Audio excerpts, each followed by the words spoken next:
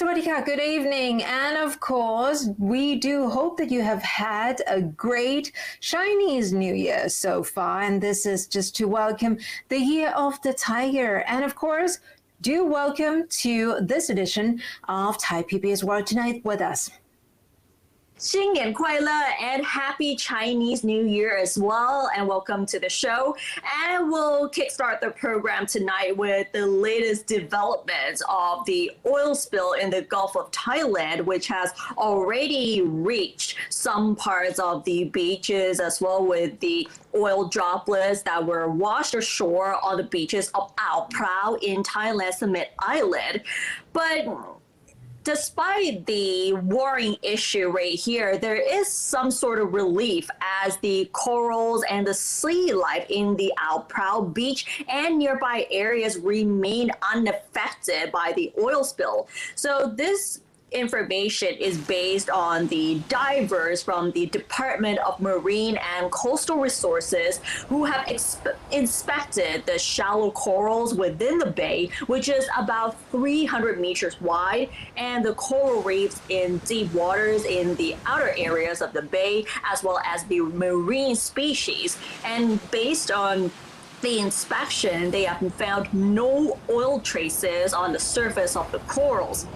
The chief of the Khao Lam Ya Mu Got Samet National Park led the officials on the land-based inspection along the beaches of Prao, and he said that no traces of oil have been found, except for some of the unidentified black patches, and some of which were collected and sent for test already. However, he said that park officials remain on the lookout for oil slicks or dissolved oil droplets, which may breach the protective booms and wash ashore. And currently, a preventive boom still remains in the sea near the beaches, and red flags are being flown to warn people not to swim there due to the rough seas, although no traces of the oil have been detected so far. Although Samesex Island is safe from the recent oil spill, several resort operators as well as food vendors have complained that the number of tourists have dropped substantially after bookings were canceled. One resort owner in the Prao area said that during the weekends, his resort had been fully occupied except for last weekend, where it was reported that some oil was moving towards the bay. Another part that has been affected would be the shop owners as well, especially with the seafood shop owners in Mae Rampung Beach, which were hit by the spilled oil last week. Some of them actually complained that all the seafood they had ordered are about to rot soon because there are no customers buying the seafood items at all. Meanwhile, Rayong's Mueang district officials started receiving claims for compensation from over 200 business operators, including resorts and food shop owners who have been affected by the recent oil spill. However, it is not known how much compensation each will receive, but all of them have been affected by room cancellations and the disappearance of tourists, especially during the Chinese New Year festival. Health officials also took blood and urine samples from 200 people who were involved in last week's cleanup of the oil spill for tests to ensure that the workers are safe.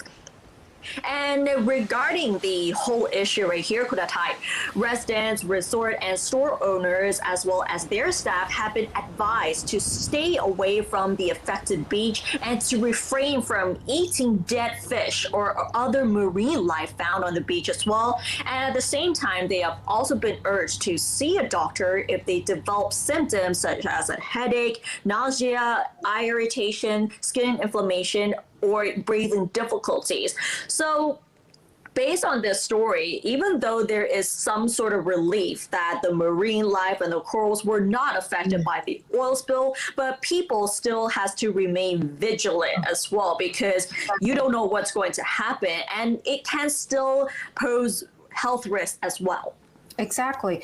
Well, so it's a matter of actually discovery of this, some oil stain or some slicks in some areas, but not in other areas. And it still seems at the moment that the situation is still, contained and still, in a way, under control. But of course, as you said, Kunat, we still don't actually know yet. It's too soon to tell the widespread effect it would have actually on the overall marine environment, marine life.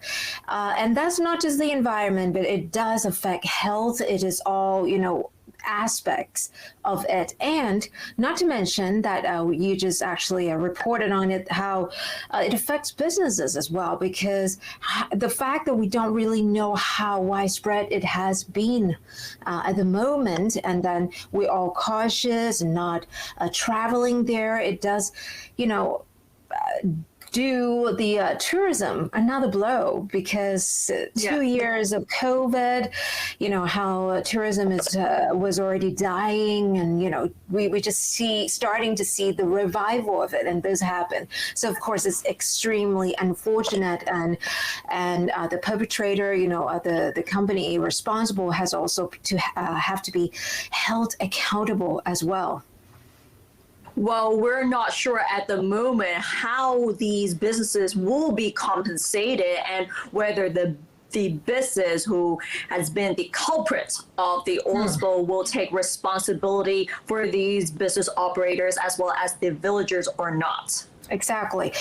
Well, moving on to another big issue that has actually been around for 2 years. Of course, we're talking about the COVID-19, and maybe a bit of good news where even though we're seeing still quite a high number of new infections, the Disease Control Department revealed that actually we may soon, maybe within this year, enter the post-pandemic stage, where this is all, common, and it might even be declared just an endemic or seasonal disease in the future as well.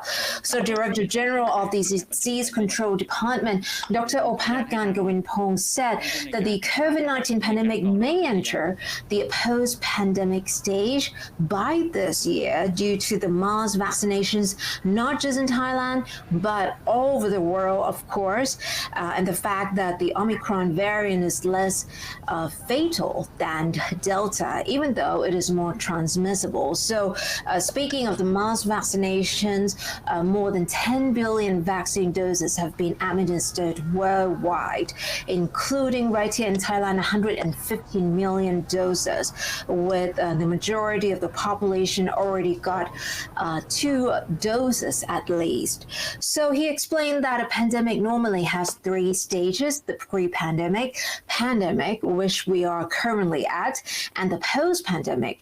And it is that believed that the world may soon pass the pandemic phase and then enter the post-pandemic stage this year. So Dr. Opat also said that this might even also turn into a localized or seasonal disease, such as dengue fever, which is actually normally spread during the rainy season. But to determine whether or not this would be classified as seasonal disease, it would take actually quite several years to observe the pattern that this would fit into this category or not. So as far as Thailand is concerned, Dr. Opat said that while many countries are experiencing an increase in the Omicron cases, Thailand has managed to keep it quite under control, even though the spread, the number of infections still high, but they haven't yet exceeded 10,000 remaining. For example, today, just over 7,000 cases, and this has been just remaining at this level since the beginning of this year, where there has been a new surge, and most of the infections are among the small groups of people engaging in group activities such as dining together. And another issue that the committee responsible for strengthening immunity against COVID has done is to revise the vaccination guidelines. So there have been a bit adjustments. If you have actually noticed recently that people who have actually symptoms after receiving the first dose of Pfizer vaccine can now soon switch to the AstraZeneca vaccine as the second dose, and this is in line with what the WHO has recommended for people who have been infected with COVID. So instead of waiting 3 months after recovery, they can receive vaccination within a month.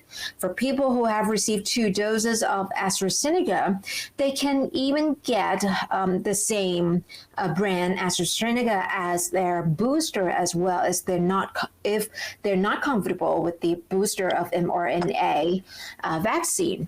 For teenagers aged between 12 and 17 who have received 2 Sinopharm doses for at least 4 weeks, they can also receive a Pfizer booster shot. And as for young children aged 3 and over, they can receive the Sinovac vaccine once an approval for its use is granted by the Thai Food and Drug Administration.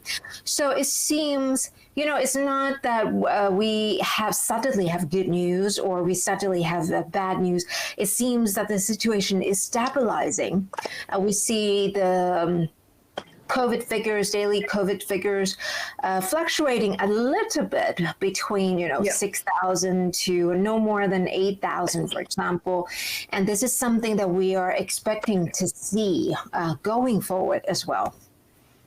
So the biggest task for the government, including people like us, is to actually flatten the curve and try to bring the daily new infections to a lower number. Because since the beginning of 2022, the number of new cases are really high, even though it doesn't reach the 10,000 mark. But right, maybe it's not something that we expected, and many people actually want the numbers to be much lower so that we can finally have some sort of life outside, just like pre-COVID levels. Exactly. And now let's move on to politics. Now that the by-elections are over, people are now anticipating the Bangkok governor elections, as it may determine the future of the ruling government itself. Recently, the interior minister has hinted that the Bangkok governor elections could be held in May, and the cabinet has already acknowledged the idea already with the elections that may be set for May. Interior Minister General Anupong Jinda yesterday hinted at the possibility that the Bangkok governor elections could be held in May this year. At the same time, apart from the Bangkok governor elections, he also said that an election for the mayor of Pattaya could also be held around the same time. This was the most concrete time frame for the elections of the 2 cities offered by the Prayut government so far. Anupong said the Interior Ministry is coordinating with the Election Commission in working out a timeline for the elections, and the matter will be submitted to the Cabinet for consideration in early March. He said the Election Commission will then be announcing an official date for the elections, which he indicated could be held in May. Elections of members of the Bangkok City Council and District Councils should also be organized along with the governor election. Regarding the accusations by critics that the Prayut government is trying to delay the Bangkok governor election as the ruling Palang Pracharat party still cannot find a suitable candidate for the poll, Anupong responded that there is a legal procedure to follow, and they have no intention to buy time to favor any particular political party. And speaking of that, the last Bangkok governor election was held in 2013, which saw Sukhumpan Boripat re-elected for the second term. However, his tenure was shortly after he was sacked by then the coup leader, General Prayut Chan-o-cha, in 2016. So, as we just reported, this is definitely the election that people are waiting for, because it it has been almost 10 years already since we haven't seen the elections of a new governor of the capital city. Right. 9 years, that's actually quite a long time. And the current government that we have is appointed. So it's actually, something that is really exciting, by the way, to see how the political landscape has been, because how the by-election in Bangkok that we reported before, how it saw a Pheu Thai candidate winning when it was sort of expected that the ruling Palang Pracharath Party would win, and it didn't. It's some sort of signal that could be sent as well. Some may call it maybe a decline in popularity of the ruling party. But of course, this was just only one constituency in Bangkok. So it doesn't really determine the whole situation just yet, but it could serve as some sort of signal. And this would be exciting indeed because, people are 9 years, people have so much time already to get it all geared up with all the major candidates that we are actually going to talk about in more details later on. So do stay tuned for other editions of Thai PBS World tonight as well.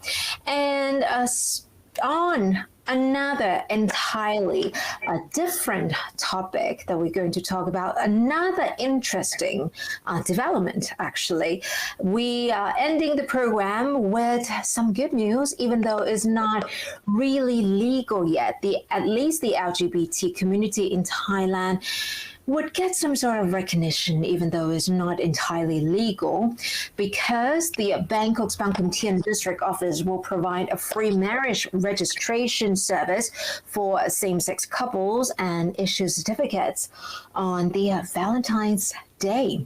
So the Bang Khun Thien District Director said that this first ever such service in Thailand is intended to offer members of the LGBTQ community a chance to have their relationship recognized with this issuance of a certificate from the district office, even though same-sex marriage is not yet legally recognized in Thailand.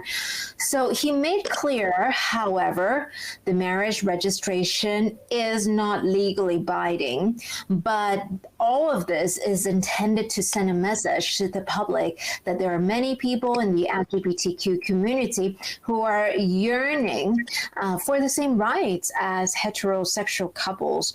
So the district chief officer said that this initiative, which has been publicized and of course has received widespread and positive response, the office has been trying to convince opponents of the move to understand the office's real intention, which is to promote equal marriage rights and to maybe it can be seen as to apply some pressure to parliamentarians responsible for drafting or amending the laws in this regard, especially to speed it up. So back in November last year, so just a couple of months ago, the Constitutional Court made this ruling that was seen as such a setback to rule that this section, one section in the Civil and Commercial Code that defines marriages as only between men and women is constitutional.